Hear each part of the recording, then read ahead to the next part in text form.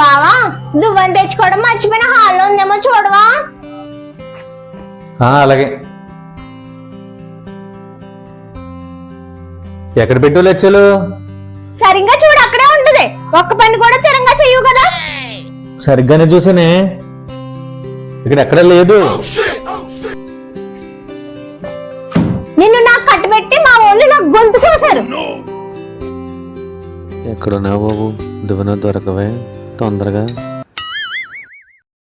ఆగు, నేనే వస్తున్నాను. అంతా నా కర్మ, నేనే వెతుక్కుంటాను.